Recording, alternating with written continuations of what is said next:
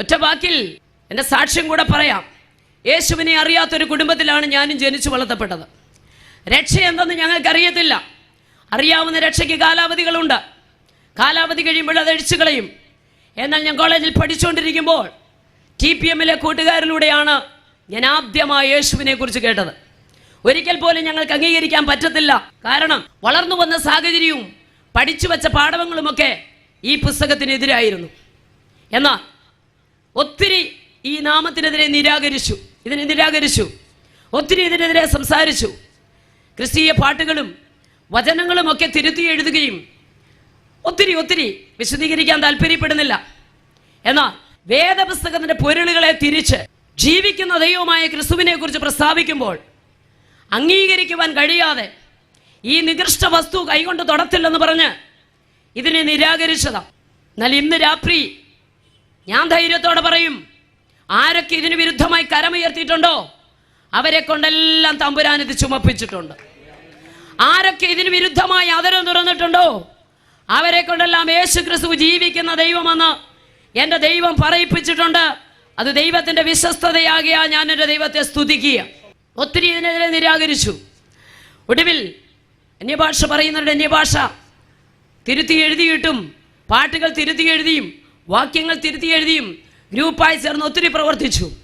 എന്നാൽ വേദപുസ്തകത്തിൻ്റെ കാതലായ മർമ്മങ്ങളിലെ അതിങ്ങനെ പ്രസ്താവിച്ചിട്ട് ഒടുവിൽ പറഞ്ഞു, ജീവിക്കുന്ന ഒരു ദൈവം, മരിച്ചടക്കപ്പെട്ട് ഉയർത്തെഴുന്നേറ്റ ഒരു ദൈവം, ഏക സത്യദൈവം എന്നൊക്കെ പറഞ്ഞപ്പോൾ അംഗീകരിക്കാൻ കഴിയാതെ തുറക്കപ്പെട്ട വേദപുസ്തകത്തിന്റെ താളുകളെ വലത് കൈ കൊണ്ട് വരച്ചു കീറി പരുക്കനുള്ള സിമന്റ് തറയിലേക്ക് ഇട്ടു.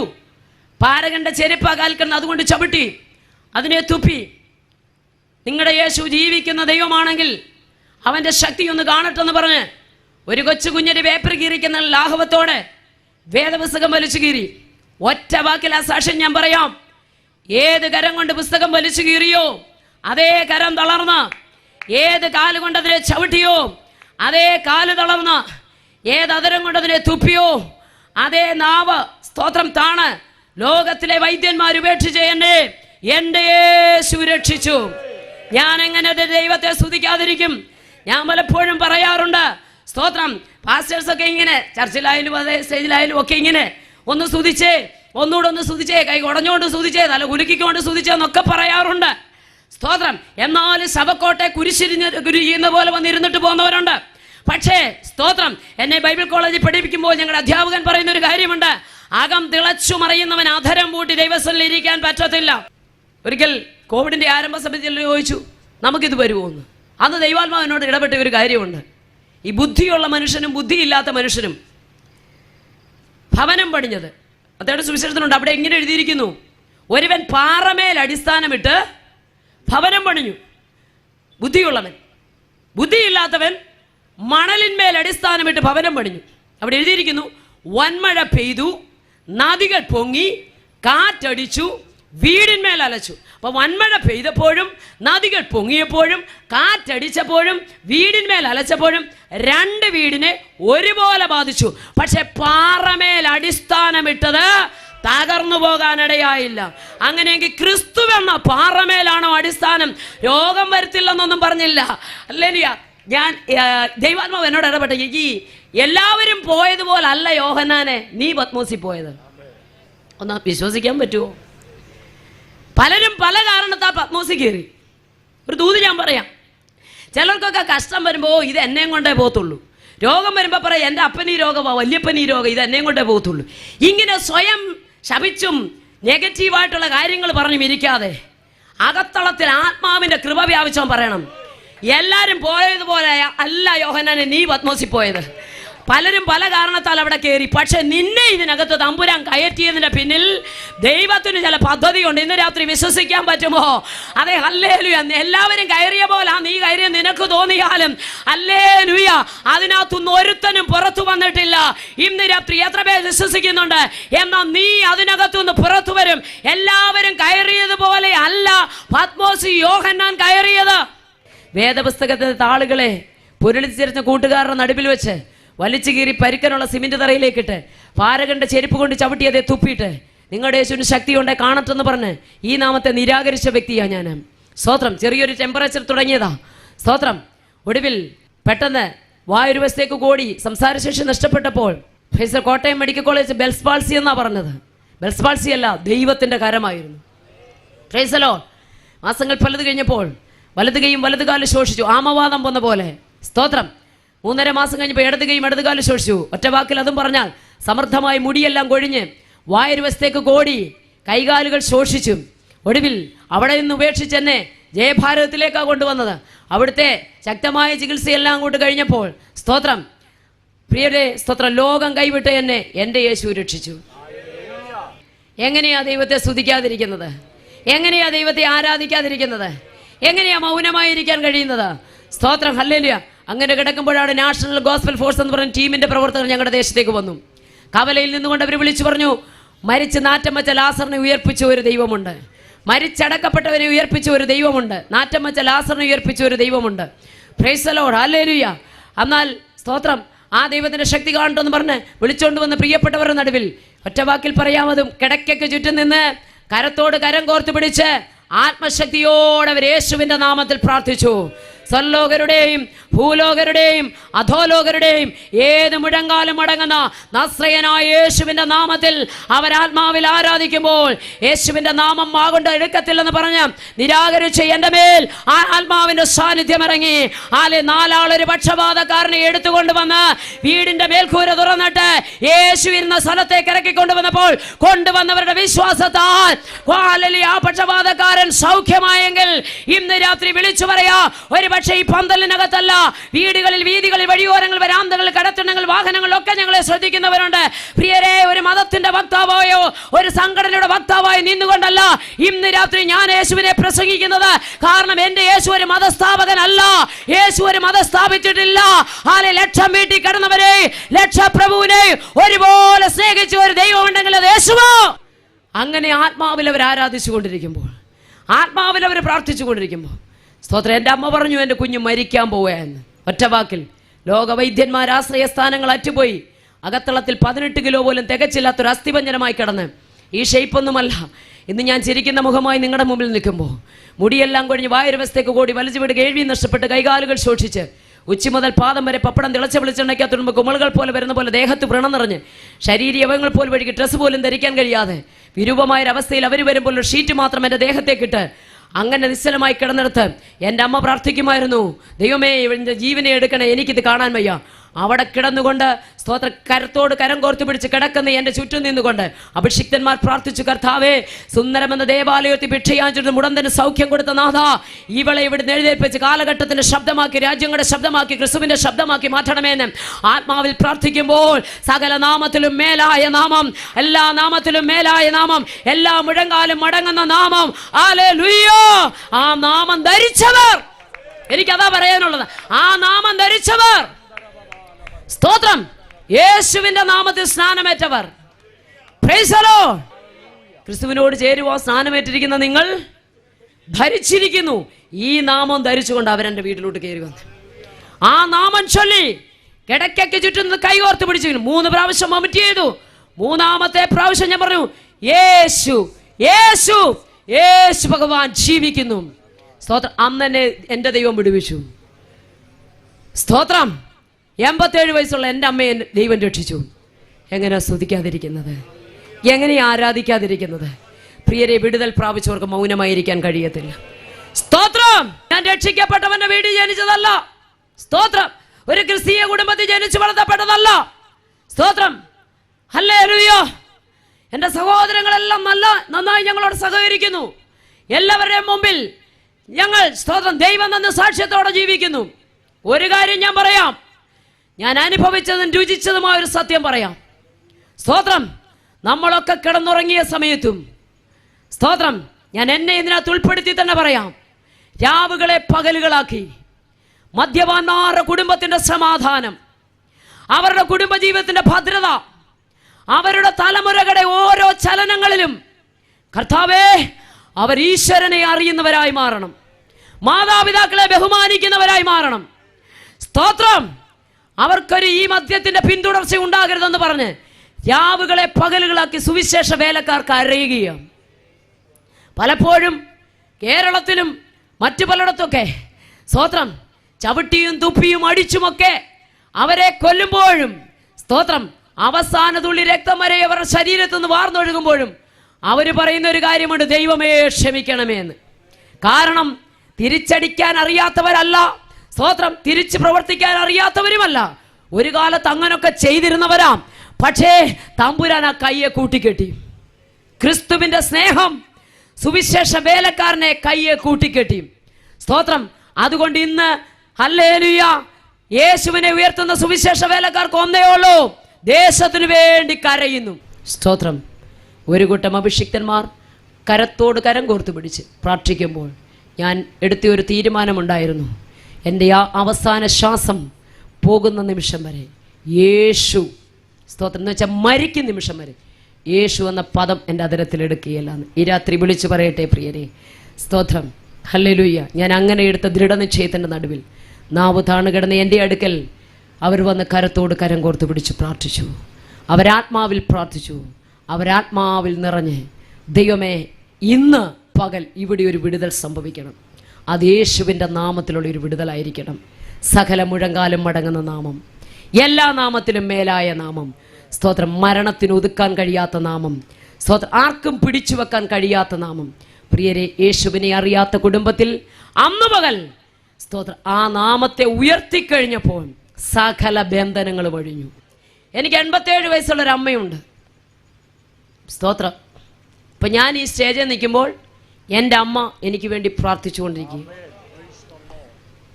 നിങ്ങളുടെ മുമ്പിലും എനിക്കൊരു അനുഭവ സാക്ഷ്യം പറയാം. ഈ അടുത്ത സമയത്ത് ഞാൻ വിടുതൽ പ്രാപിച്ചവർക്ക് അടങ്ങിയിരിക്കാൻ പറ്റത്തില്ലെന്ന് പറഞ്ഞതുകൊണ്ട് അടുത്ത സമയത്ത് എൻ്റെ അമ്മയുടെ കണ്ണിന് അതികഠിനമായ വേദനയുണ്ട്. ചില ആഴ്ചകളോളം ആ വേദന നീണ്ടു നിന്നു. ആദ്യമൊക്കെ തണുത്ത വെള്ളമൊക്കെ കണ്ണിലൊഴിച്ചു. പ്രായമുണ്ടെങ്കിലും മറ്റാരോഗ്യ പ്രശ്നങ്ങളൊന്നുമില്ല. ഞങ്ങൾക്ക് ടീമുണ്ട്, സഭയുണ്ട്, ഒക്കെയുണ്ട്. അഭിഷിക്തന്മാർക്ക്, ദൈവജനത്തിന് വരുന്നവർക്കെല്ലാം വെച്ചും വിളമ്പി കൊടുക്കുന്ന വളരെ, കാരണം വാർദ്ധക്യ കാലത്താണ് രക്ഷിക്കപ്പെട്ട് സ്നാനപ്പെട്ട് അഭിഷേകം പ്രാപിച്ചത്. ആ ഒരു സന്തോഷത്തിൽ ഇത്രയും നാൾ ചെയ്യാൻ കഴിയാതിരുന്ന എല്ലാം സന്തോഷത്തോടെ ചെയ്യുന്ന ഒരമ്മ. അങ്ങനെ ആ അമ്മ ഹോസ്പിറ്റലൊന്നും പോകേണ്ട ആവശ്യകത വന്നിട്ടില്ലാത്തത് കൊണ്ട് അങ്ങനെ പോയി. എന്നാൽ കണ്ണിന് അസഹ്യമായ വേദന വന്നിട്ട് ഈ നരമ്പുകളൊക്കെ ഇങ്ങനെ ഉയർന്നു നിൽക്കുക. അതികഠിന വേദന. കവിളിന് ഈ താഴെ ഭാഗമായിട്ട് മുഴ പോലെ ഇങ്ങനെ വന്ന് നീർക്കെട്ടായി, അസ്വസ്ഥകളായി. ഒടുവിൽ അമ്മ പറഞ്ഞു, എനിക്ക് ഹോസ്പിറ്റലിൽ പോകണം. അമ്മയെ ഹോസ്പിറ്റലിൽ കൊണ്ടുപോയി. രത്ന ചുരുക്കമായി പറഞ്ഞാൽ 3.5 മാസം അവിടുത്തെ ചികിത്സ. കണ്ണിൽ പ്രഷർ കൂടി, ഗ്ലൂക്കോമ. അതിനാണ് മരുന്നൊക്കെ കൊടുത്ത് ആഴ്ചയിൽ 4 ദിവസം അമ്മയെ കൊണ്ടുപോകും.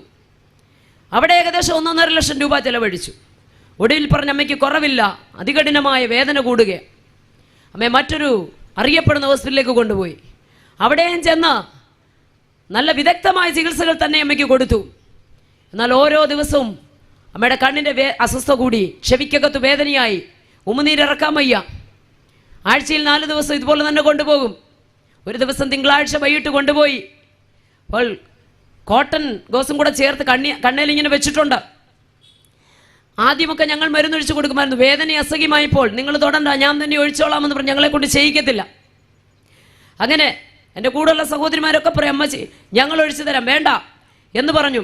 അങ്ങനെ ഒരു തിങ്കളാഴ്ച വൈകിട്ട് ഭവനത്തിലേക്ക് വന്നിട്ട് ഭയങ്കര അസ്വസ്ഥത, സംസാരിക്കാൻ പറ്റുന്നില്ല, ഉമിനീരിറക്കാൻ പറ്റുന്നില്ല, കഴുത്തിന് താഴെ നീർക്കെട്ട്. സ്തോത്രം. അങ്ങനെ വൊമിറ്റ് ചെയ്യാൻ തുടങ്ങി, മഞ്ഞ കളറിൽ അമ്മ ഇങ്ങനെ ഛർദ്ദിക്കാൻ തുടങ്ങി, ഭയങ്കര അസ്വസ്ഥതയായി. വേഗത്തിൽ ഡോക്ടറെ വിളിച്ചു. ഞങ്ങൾ അന്ന് വൈകിട്ട് 5:30 ആയപ്പോൾ ഹോസ്പിറ്റലിലേക്ക് പോയി. അവിടെ ചെന്നു, ഡോക്ടർക്കെതിരെയുള്ള കസേരയിലിരുന്നു. പെട്ടെന്ന് അവർ ഈ പ്ലാസ്റ്റർ ഇങ്ങനെ പെയ്യെ അഴിച്ചങ്ങോട്ട് നോക്കിയപ്പോൾ ഞാൻ തൊട്ടടുത്ത കസേരയിലുണ്ട്. കാർ ഓടിച്ചു വന്ന ഒരു ഹൈന്ദവ സഹോദരനാ. സ്തോത്രം. ഞങ്ങൾ നോക്കുമ്പോൾ എൻ്റെ കൂടെ മറ്റൊരു ആൻറ്റിയുണ്ട്. ഞങ്ങൾ നോക്കുമ്പോൾ കൃഷ്ണമണി ഏതാ, മറ്റു ഭാഗങ്ങളേതാന്ന് കാണാൻ വയ്യാത്ത രീതിയിൽ കണ്ണ് പഴുത്തളിഞ്ഞു. വേഗം തന്നെ ആ പ്ലാസ്റ്റർ ഒട്ടിച്ച് വെച്ചിട്ട് അമ്മയെ അപ്പുറത്തോട്ട് ഇരുത്തി. എന്നിട്ട് എന്നോട് പറഞ്ഞു, വേഗം ട്രിവാൻഡ്രം മെഡിക്കൽ കോളേജിലേക്ക് കൊണ്ടുപോകണം, അമ്മയുടെ കണ്ണ് പഴുത്തു പോയി. മഞ്ഞപ്പൊടി വാരിയിട്ട പോലെ കണ്ണ് അളിഞ്ഞിങ്ങനെ ഇരിക്കുക, ഭയങ്കര അസ്വസ്ഥത, വൊമിറ്റ് ചെയ്യുന്നു. എന്നോട് പറഞ്ഞു പെട്ടെന്ന് കൊണ്ടുപോകാൻ പറഞ്ഞു. എന്നാൽ ആ രാത്രി സമയത്ത് ഞങ്ങൾക്ക് കൊണ്ടുപോകാൻ സാധ്യത പറ്റാതിരുന്നത് കൊണ്ട് അവിടെ തന്നെ ഒരു ഡോക്ടർ ട്രിവാൻഡ്രത്തോട്ട് വിളിച്ച് മറ്റൊരു ഡോക്ടറെ പരിചയപ്പെടുത്തി. ഞങ്ങൾ സംസാരിച്ചു ഫോണിൽ. വെളുപ്പിനെ 5 മണിക്ക് പോകാമെന്ന് പറഞ്ഞ് ക്രമീകരണങ്ങളൊക്കെ ചെയ്തു. ഞാൻ മാനസികമായിട്ട് ഒത്തിരി തകർന്നു. ഞാൻ എൻ്റെ വീട്ടിൽ എൻ്റെ അമ്മയുടെ ഏറ്റവും ഇളയ മകളാണ്, അതായത് ഏറ്റവും ഇളയ മകളാണ്. ഞാൻ എൻ്റെ അമ്മയെ ഒത്തിരി സ്നേഹിക്കുന്നു. അപ്പോൾ തന്നെ പ്രായമുള്ള മാതാപിതാക്കൾ, എത്ര തിരക്കിട്ട യാത്രകളുണ്ടെങ്കിലും ഹൈന്ദവ സഹോദരങ്ങൾ, മുസ്ലിം സഹോദരങ്ങൾ ഒക്കെ നടത്തുന്ന ഓൾഡ് ഏജ് ഹോമിൽ പോയി ആ മാതാപിതാക്കളെ ശുശ്രൂഷിക്കും, കുളിപ്പിക്കും, ഭക്ഷണം വാരിയൊക്കെ കൊടുക്കും. അങ്ങനെ ഞാൻ നിരന്തരം ചെയ്യാറുണ്ട്. അപ്പോൾ എൻ്റെ വാർദ്ധക്യത്തിലായിരിക്കുന്ന അമ്മയെ എത്രമാത്രം ഞാൻ സ്നേഹിക്കുന്നു. ഞാൻ വളരെ വേദനിച്ചു. അമ്മയുടെ അടുക്ക വന്നു. കാരണം അമ്മയോട് പറഞ്ഞിട്ടില്ല കണ്ണെടുത്ത് കളയാനാണെന്ന്. അമ്മയുടെ അടുക്ക വന്നു, കിടക്കിക്കരികെ മുട്ടുമടക്കി ഇതുപോലൊരു ഷാള് തലയിക്കിട്ട് കൈയെടുത്ത് അമ്മയുടെ ദേഹത്തോട്ട് വെച്ചു. എന്നിട്ട് ഞാൻ പറഞ്ഞു, അമ്മേ നാളെ നമ്മൾ രാവിലെ തിരുവനന്തപുരം മെഡിക്കൽ കോളേജിലേക്ക് പോകാം. എന്തിനാ പോകുന്നതെന്നറിയാമോ? ചെറിയ ശബ്ദത്തിൽ ചെവി ഓർത്ത് പിടിച്ചാൽ മാത്രം കേൾക്കാം. അമ്മ പറഞ്ഞു, ഇതിനെക്കാട്ടി നല്ല ഡോക്ടറെ കാണാൻ പോവാന്ന്. എൻ്റെ അമ്മയ്ക്ക് അറിയത്തില്ല കണ്ണെടുത്ത് കളയാനാണെന്ന്. പക്ഷേ സത്യം പറയാതെ കൊണ്ടുപോയാൽ അവിടെ ചെന്ന് ഈ ഒരു അവസ്ഥ വരുമ്പോൾ അമ്മ എങ്ങനെ പ്രതികരിക്കും? മറ്റാരോഗ്യ പ്രശ്നങ്ങളുള്ള ആളല്ല എന്ന് ഭയന്ന് ഞാൻ അമ്മയോട് പറഞ്ഞു, അമ്മയുടെ വലതേ കണ്ണ് എടുത്ത് കളയാനാ ട്രിവാൻഡ്രം മെഡിക്കൽ കോളേജിൽ കൊണ്ടുപോകുന്നത്. ഒരു കൊച്ചു കുഞ്ഞ് വിതുമ്പി കരയുന്ന പോലെ എൻ്റെ അമ്മ കരഞ്ഞു. എനിക്കത് കണ്ട് സഹിക്കാൻ വയ്യാതെ ഞാൻ മുറിയിൽ നിന്ന് വെളിയിലേക്ക് ഇറങ്ങിയപ്പോൾ അമ്മ എൻ്റെ കയ്യിൽ പിടിച്ചിട്ട് പറഞ്ഞു, മോനെ, നീ പ്രസംഗിക്കുന്ന, നാം ആരാധിക്കുന്ന നമ്മുടെ ദൈവം ആരാ?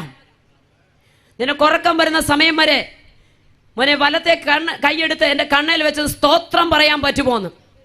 നമ്മളെ എത്ര ബുദ്ധിമുട്ടിച്ച ഒരു സ്തോത്രം പറയിക്കുന്നത്. പ്രിയരെ, ആരുടെയും കഴിവുകൊണ്ട് ഒരുത്തരും ഇവിടെ ജയമേറ്റിട്ടില്ല. ഉൽപ്പത്തി മുതൽ വെളിപ്പാട് വരെ പഠിച്ചാൽ എരിഹോവിൻ്റെ മതിൽ തകർന്നതും ദൈവപ്രവൃത്തി മുഴുവൻ ഇതിനകത്ത് വെളിപ്പെട്ടത് സ്തോത്രം. മഹത്വം കൊടുത്തിടത്തൊക്കെ ആ മഹത്വം ഇറങ്ങി വന്നിട്ടുണ്ട്. സ്തോത്രം, ഹല്ലേലൂയ. അങ്ങനെ ഞാൻ പറഞ്ഞു പറയാമെന്ന്. ആ മുട്ടുമടക്കി അവിടെ ഇരുന്നിട്ട് ഞാൻ പറഞ്ഞു, സ്തോത്രം മാത്രം പറയാൻ തുടങ്ങി. വിടുവിക്കണേ, സൗഖ്യമാക്കണമേ. ഇപ്പോൾ തന്നെ ഒന്നും പറഞ്ഞില്ല. സ്തോത്രം, സ്തോത്രം, സ്തോത്രം, സ്തോത്രം, സ്തോത്രം എന്ന് പറഞ്ഞ് ആ രാത്രി 10:15 മുതൽ 3:30 വരെ സ്തോത്രം മാത്രം പറഞ്ഞിരുന്നു. ഒത്തിരി കാര്യങ്ങൾ എൻ്റെ കണ്ണിന് മുമ്പിലൂടെ കടന്നുപോയി. പ്രിയരെ, ഓരോ പേജുകൾ മറിക്കുന്നത് പോലെ എൻ്റെ ഉള്ളിലേക്ക് ഒരുപാട് കാര്യങ്ങൾ, കഴിഞ്ഞ നാളുകൾ ദൈവം നടത്തിയത്. പിന്നിട്ട പാതകളിലേക്ക് നോക്കിയാൽ നമുക്കെല്ലാവർക്കും എബനേസർ എന്ന് മാത്രമേ പറയാനുള്ളൂ. ഇത്രത്തോളം യഹോവ സഹായിച്ചു. ഇനി എന്തായി തീരുമെന്ന് ശത്രു നമ്മളോട് ചോദിക്കുമ്പോൾ നമുക്ക് ഒന്നേ പറയാനുള്ളൂ, യഹോവ ഈരേ, അവൻ കരുതുന്ന ദൈവമാ. അങ്ങനെ സ്തോത്രം പറഞ്ഞിരുന്നു, സ്തോത്രം പറഞ്ഞിരുന്നു, സ്തോത്രം പറഞ്ഞ് സ്തോത്രം പറഞ്ഞ ഒത്തിരി ചിന്തകൾ, ഒരുപാട് സ്മരണയുടെ കല്ലുകൾ നമ്മൾ നാട്ടിയിട്ടില്ല. എന്തുമാത്രം സ്തോത്രം പറയാനുണ്ട്. ഞാൻ എപ്പോഴും പറയാറുണ്ട്, ഇന്ന് ദൈവം ഒരു വിടുതൽ ചെയ്യുന്നില്ലെങ്കിൽ ഇന്നലെകൾ ചെയ്ത നന്മ ഓർത്തൊന്ന് സ്തുതിക്കാൻ പറ്റുമോ? സ്തോത്രം. ഒത്തിരി സ്മരണയുടെ കല്ലുകൾ നമ്മൾ നാട്ടിയിട്ടുണ്ട്. ഞാൻ ഓർത്ത് സ്തുതിക്കാൻ തുടങ്ങി, സ്തുതിച്ച് ദൈവത്തെ മഹത്വപ്പെടുത്താൻ തുടങ്ങി. സ്തോത്രം മാത്രം പറഞ്ഞു. അമ്മയുടെ വലത്തെ കണ്ണിന് കൈ മാറ്റാതെ സ്തോത്രം, സ്തോത്രം, സ്തോത്രം, സ്തോത്രം, സ്തോത്രം. ഇസ്രായേൽ എന്തുമാത്രം സ്തുതിക്കാനുണ്ടായിരുന്നല്ലേ? അത് പറയുമ്പോൾ ഞാൻ എപ്പോഴും ഓർക്കാറുണ്ട്. 1-ാം വയസ്സിൽ ഇട്ടുകൊടുത്ത ചെരുപ്പ് 40-ാമത്തെ വയസ്സിലും അവനിട്ടു. 1 വയസ്സിൽ ഇട്ടുകൊടുത്ത ഉടുപ്പ് 40-ാമത്തെ വയസ്സിലും കുഞ്ഞിട്ടു. കൊച്ചു വളരാഞ്ഞിട്ടോ കാല് വളരാഞ്ഞിട്ടല്ലോ, ഇതുപോലെ നടത്തുന്ന ഒരു ദൈവം. എത്രമാത്രം സ്തുതിക്കാനുണ്ടെന്നറിയാമോ? Praise the Lord. അങ്ങനെ സ്തുതിച്ചു. 3:30 തലയിലിരുന്ന ഷാള് തന്നെ നിലത്തോട്ടിട്ട് ഞാൻ ഇവിടെ കിടന്നു. 5 മണിയായപ്പോൾ സെൽഫോൺ റിങ് ചെയ്തു. ഞാൻ വേഗം എടുത്തു. ഞാൻ നന്നായിട്ട് ഉറങ്ങിപ്പോയി. ഞാനിതെടുത്തു. ഞങ്ങളുടെ അടുത്തുള്ള സഹോദരനാം, അദ്ദേഹം വിളിച്ചിട്ട് പറഞ്ഞു, കുഞ്ഞെ ഗേറ്റ് തുറന്നില്ലേ, ലൈറ്റ് ഇട്ടില്ലേ, 5 മണിക്ക് ട്രിവാൻഡ്രത്തേക്ക് പോകണമെന്ന് പറഞ്ഞു അമ്മയും കൊണ്ട് എന്ന് പറഞ്ഞു. അദ്ദേഹം പെട്ടെന്ന് പറഞ്ഞു. ഞാൻ വേഗം ചാടി എഴുന്നിട്ട് ലൈറ്റ് ഇട്ടു. എന്നിട്ട് അമ്മയെ തട്ടി വിളിച്ചിട്ടുണ്ട്, അമ്മ സാരി ഒന്നും ഉടുക്കാൻ സമയമില്ല, ഒരു നൈറ്റി ഷാൾ വിട്ടാൽ മതി, വേഗം ട്രിവാൻഡ്രം മെഡിക്കൽ കോളേജിലേക്ക് പോകാം. അമ്മ ചാടി എഴുന്നേറ്റു. ഞാനൊന്ന് ഫ്രഷ് ആകാൻ അമ്മയുടെ മുറിയിൽ നിന്ന് വെളിയിലോട്ട് ഇറങ്ങുമ്പോൾ അമ്മ എൻ്റെ കയ്യിൽ പിടിച്ചു. എന്നിട്ട് പറഞ്ഞു, മോനെ ഇതെടുത്തൊന്ന് മാറ്റാൻ പറഞ്ഞു. ഞാൻ പറഞ്ഞു, അത് മാറ്റത്തില്ല, തിരുവനന്തപുരം മെഡിക്കൽ കോളേജ് ചെല്ലുമ്പോൾ ഡോക്ടർ മാറ്റും. രാത്രി മൊത്തം സ്തോത്രം പറഞ്ഞ ഞാനാ. അമ്മ പറഞ്ഞില്ല, ഇതൊന്ന് എടുത്ത് മാറ്റ്. ഞാൻ പറഞ്ഞു, അമ്മേ അത് മാറ്റാൻ പറ്റത്തില്ല, കാരണം ഈ കോട്ടൺ, ഈ പഞ്ഞിയെല്ലാം കൂടെ മഞ്ഞ കളറിലിരിക്കുക. എനിക്കറിയാം ഇനി അത് ഇളക്കിയാൽ കണ്ണുൾപ്പെടെ വരും. ഇതെൻ്റെ മനസ്സിൽ ഭീതി. ഞാൻ മാവേലിക്കര ഫിലിപ്പ് മെമ്മോറിയൽ ഹോസ്പിറ്റൽ നേഴ്സായി വർക്ക് ചെയ്ത ഒരാളാണ്. സ്തോത്രം. ഒരുപാട് സ്തോത്രം രോഗികളെ ഞാൻ കണ്ടിട്ടുണ്ട്. പക്ഷേ ഇതെൻ്റെ അമ്മയാണ്. Praise the Lord. ഇതെൻ്റെ അമ്മയാണ്. എനിക്ക് വേദനിക്കും. സ്തോത്രം. ഞാൻ പറഞ്ഞില്ല, തിരുവനന്തപുരം മെഡിക്കൽ കോളേജ് ചെന്ന് ഇത് മാറ്റിയാൽ മതി. അമ്മ പറഞ്ഞില്ല, ഞാൻ ഒരു മെഡിക്കൽ കോളേജിലും പോകത്തില്ല. അദ്ദേഹത്തെ പറഞ്ഞു, വീട്ടിൽ വിട്, ഇവിടെ ആരും കാർ ഓടിക്കണ്ട, ഞാൻ കാറെ കയറത്തുമില്ല, യേശു എന്നെ സൗഖ്യമാക്കിയെന്ന്. സ്തോത്രം. ഞാൻ പറഞ്ഞു, അമ്മ ഇത് ഇളക്കാൻ പറ്റത്തില്ല. അവസാനം മടുത്തിട്ട് ഞാൻ പറഞ്ഞു, അങ്ങനെയാണ് ഇന്നലെ കാണിച്ച ഡോക്ടറെ അടുക്കലോട്ട് പോവാം. അമ്മ പറഞ്ഞു, ഒരു ഡോക്ടറെ അടുക്ക പോകത്തില്ല, നീ ഇന്നലെ കൈവച്ച് സ്വോത്രം സ്വോത്രം സ്വോത്രം സ്വോത്രം സ്വോത്രം സ്വോത്രം സ്വോത്രം എന്ന് പറയുമ്പോൾ ഒരൈസ് എടുത്ത് വെച്ച പോലെ മക്കളെ എൻ്റെ കണ്ണിനൊരു തണുപ്പ് അനുഭവപ്പെട്ടു. നീ സാധനം അങ്ങോട്ട് ഇളക്കി കളയാൻ പറയുന്നു. എനിക്കറിയാം അമ്മ ഇത് പിടിച്ചെടുത്ത് കളയുമെന്നറിയാവുന്നതുകൊണ്ട് ഞാൻ പെട്ടെന്ന് ഈ പാഡ് അങ്ങോട്ട് മാറ്റി നോക്കിയപ്പോൾ എൻ്റെയും നിങ്ങളുടെയും കണ്ണ് എങ്ങനെ ഇരിക്കുമോ അതുപോലെ എൻ്റെ അമ്മയുടെ കണ്ണ്. ഇന്ന് ആ കണ്ണുകൊണ്ടാ ബൈബിള് വായിക്കുന്നത്, ഇന്ന് ആ കണ്ണുകൊണ്ടാ മനോരമ വായിക്കുന്നത്. ഹല്ലേലൂയ. കൃഷ്ണമണി ഏതാ മറ്റു ഭാഗങ്ങളെ നിന്ന് കാണാൻ വയ്യാത്തിരുത്തി പഴുത്തെളിഞ്ഞിരുന്ന കണ്ണ് എൻ്റെയും നിങ്ങളുടെയും കണ്ണുപോലായി. ഒറ്റ രാത്രി സ്തോത്രം പറഞ്ഞതിൻ്റെ ശക്തി ഞങ്ങൾ എങ്ങനെയാ സ്തുതിക്കാതിരിക്കുന്നത്, ഞങ്ങൾ എങ്ങനെയാ വാഴ്ത്താതിരിക്കുന്നത്?